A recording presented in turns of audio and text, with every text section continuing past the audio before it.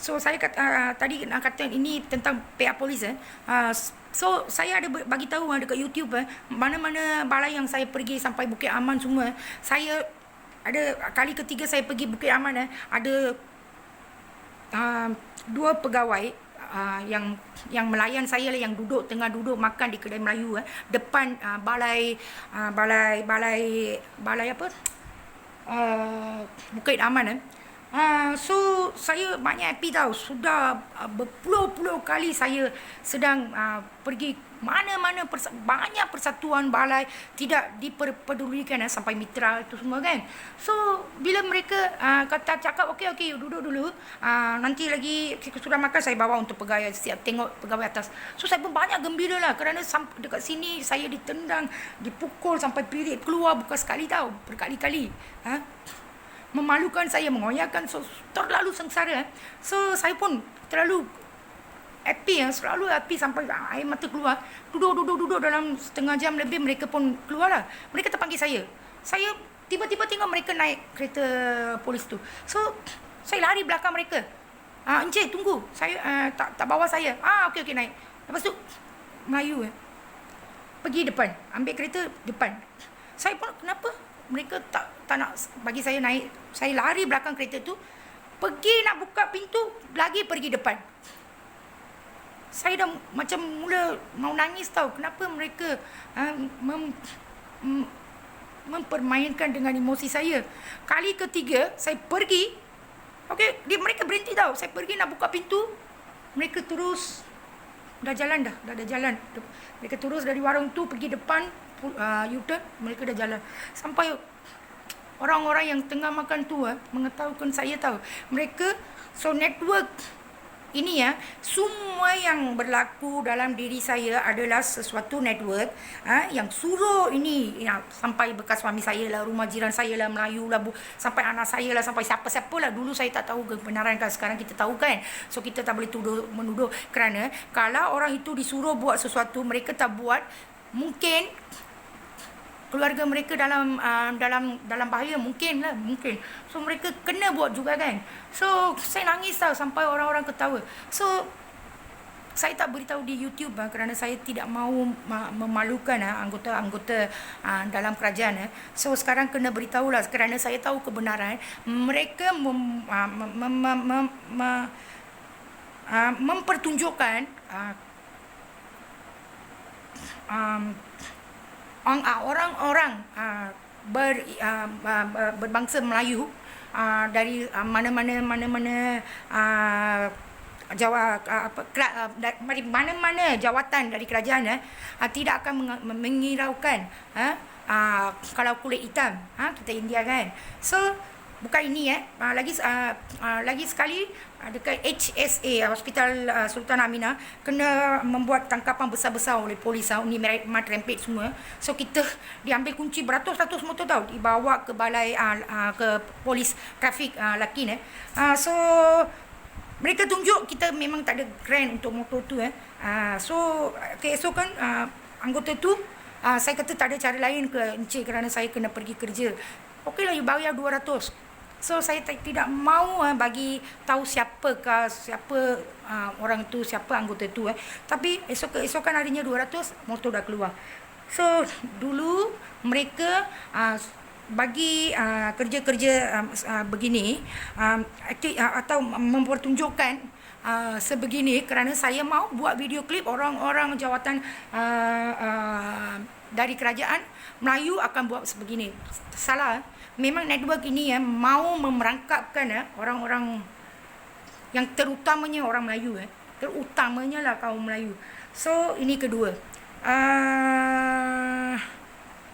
Sekali hari Sabtu kan orang tahu kan JB, Jalan Raya JB dekat dengan zoo satu kereta ronda polis terbalik tau dalam dekat bersebelahan dengan zoo Johor. So bukan saya yang memandu, saya punya kereta bukan saya yang memandu. Yang memandu tu adalah orang yang bernama Raja. Dia punya isteri Muslim, Yasira. So ini India kahwin dengan Muslim lah, tapi mereka tak convert lah. Mereka itu Muslim tak convert India. Muslim tak itu suaminya tak convert lah. So mereka berumah tangga dah 13 tahun sampai ada sebab mereka orang lain cakap you tak ada anak kerana you orang Islam dengan India kahwin pasal itu. So I ada dengar, ini bukan rekan saya sendiri So kereta saya, saya kata berhenti kereta polis jatuh dalam hutan tu, hutan yang Semasamun bersebelang zoo tu. Tolong berhenti, kita tengok ada tak orang sedang sakit dekat dalam keadaan kemalangan kan. Mereka tak mau, mereka cakap tidak boleh. Mereka tidak membenarkan mana-mana orang Melayu aksiden ke mana-mana kerajaan ke mana-mana. Sampai senai sekali saya pergi polis trafik anggota polis trafik kita pergi depan, dia ikut makan masa tu hujan air berlonggokan di jalan raya ada bunyi besar, memang dia belakang betul-betul belakang kereta kita. Saya suruh berhenti, anggota tu trafik sudah jatuh, kita pergi tolong, hujan lagi, sakit lah dia. Saya cakap tak maulah, kalau you tolong polis you yang kena dituduh balik, lepas tu dihantar untuk penjara. Kebanyakan ini dari negeri Perak, dari negeri Perak, yang orang ini pun negeri Perak. Dan lagi polis. Okey, MPJBT kan dulu dah ceraikan. Lepas tu ada saya punya kawan, saya kerja dekat kedai pakaian Cina.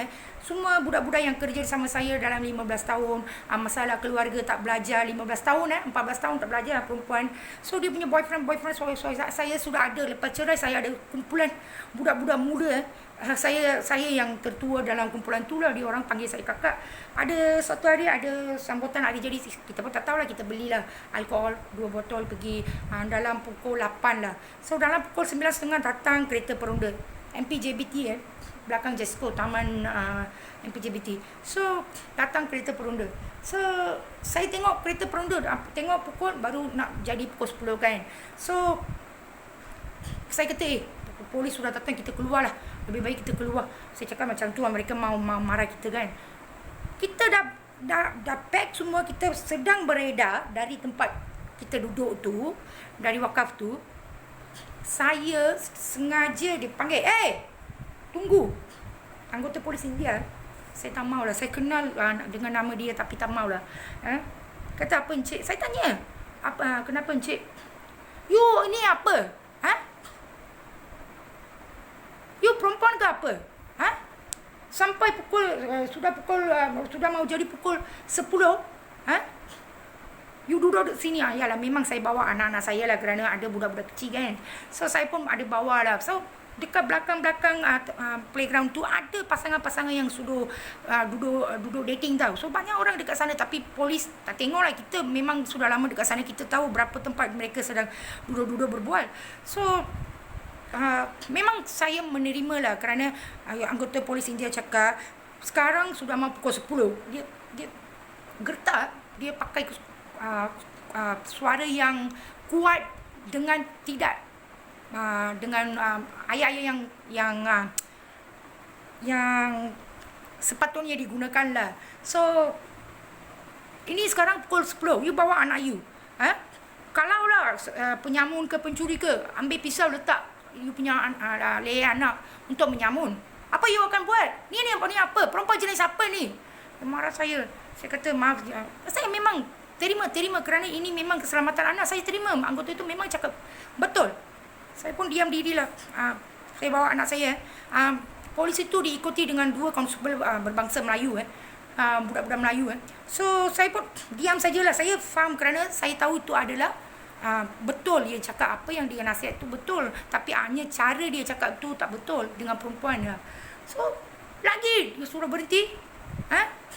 You mau saya bawa you pergi balai, bawa you balai, ambil you punya kencing, suruh you kencing, mau masuk you dalam lokap, dalam kes dah. Apa pula orang minum? Kita memang dah belajar minum lah lepas cerai, dah belajar minum lah. Bukan hari-hari lah, seminggu sekali ke macam ni. Tapi rokok tak. Rokok sampai 2012 pun saya tak rokok. 2009 saya dah mula diajar suami saya minum. Sebelum cerai lah perangkap lah dibuat. Sebelum cerai dibagi alkohol menjadi pemabuk. Saya menjadi pemabuk. Tapi sampai 2012 walaupun dia punya budak-budak itu merokok, saya tak merokok. So saya pun sudah marah lah orang mabuk kan. Kita kan tak tahu orang sedang perangkapkan kita dengan kes-kes kerajaan. So saya kata, apa yang orang mahu? Apa you mahu? You datang, saya beredar dengan diam. You nasihat saya, marah saya dengan cara yang tak betul. Itu pun saya tak buka mulut. Sekarang kenapa you mahu gertak sama saya? Okeylah saya datang. Kalaulah kencing saya tak positif, apa you nak buat? Saya marah lah balik polis India. Lepas tu anggota-anggota constable tu Melayu tu memberitahu, Kak, sabarlah Kak. Saya kata, you bangsa Melayu adik. You bangsa Melayu. You orang faham kita mabuk. Memang you ada tengokkan saksi kan. Dia beritahu kita beredar, tak buka mulut kan. Mana boleh marah macam ni depan-depan budak-budak yang muda ini. Depan pasangan kawan-kawan saya. Semalu kan. Saya cakap macam tu. Lepas tu saya beredar lah. Tapi keesokan hari saya pergi kerja. Saya tengok terperanjat kan. Polis India tu dengan pakaian seragam dia berdiri depan saya tahu. Tiba-tiba semalam kita tengok. Kenapa dia datang sini? Tapi saya tak membuat apa-apa. Saya ingat dia memang nak tengok saya lah siapa muka dia, kerana